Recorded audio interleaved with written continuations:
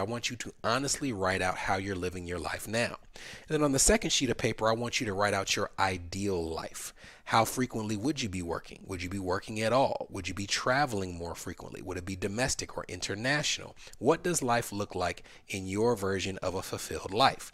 I want you to put those pieces next to each other, and I want you to line them up and as objectively as you can, see how far you are from your fulfilled life. I've shared on this podcast that my goal in the next 5 years is to build myself to the point where I am working either 4 days a week or working 10 months out of the year and traveling the other 2 months.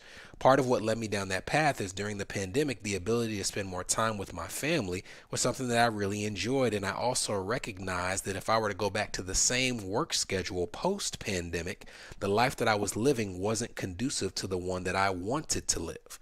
And now my son is 5 years old, almost 6. And I can tell you that even now, you would think kids don't pick up on it. But late in the evening, if mommy and daddy are on their laptops, he'll come and bang on the keys or try to grab our phone. And it seems he's being impish, but in reality, he wants our attention. So it makes me cognizant of what I'm doing now and asking myself the question, are the activities that I'm doing today making it more or less likely that I'll be able to work 4 days a week or work 10 months out of the year 4 years from now? It's not helpful if my activities earn more income but don't bring me more flexibility, because flexibility is a big part of what leads to my fulfilled life. Now, you may be able to, like me, structure the life that you live and the work that you do so that you can have your fulfilled life while still working in your job of choice, while still working in that company, that industry.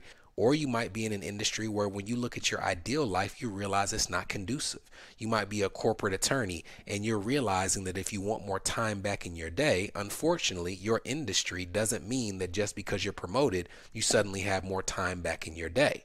If you want a fulfilled life, that tells you might have to pursue a different industry. You might have to dial back on work, which could mean dialing back on income, which leads to the second activity.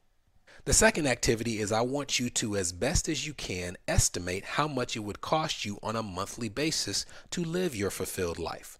Not the extra lavish things that you would add on top. Oh, if I want to travel internationally, I want to go to the Maldives and I want to go for 2 weeks at a time.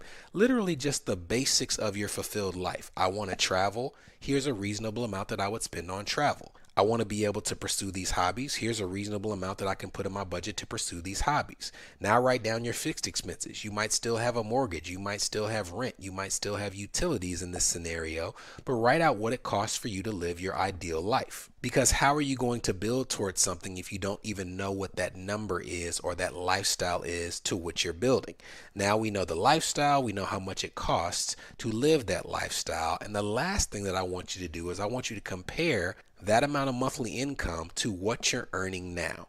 Now, when you do this, you might be like me. I'm in a scenario where I'm in an industry where I can structure my days so that I can work efficiently to earn the amount of income that's needed to live the life that I want to live, but I'm not there yet. I'm short of that income goal. And that gives me some perspective on making sure, again, that the activities that I do now don't just generate income, but they do it in a way that also generates flexibility. If you're in the scenario where you fall short, but you recognize that in your industry there's not going to be that flexibility, that at least lets you know that you may need to pursue something else. And as daunting as that may seem, what would be the point of knowing that you're going in the opposite direction of the life that you want to live and not making any changes? I would want to know that as soon as humanly possible.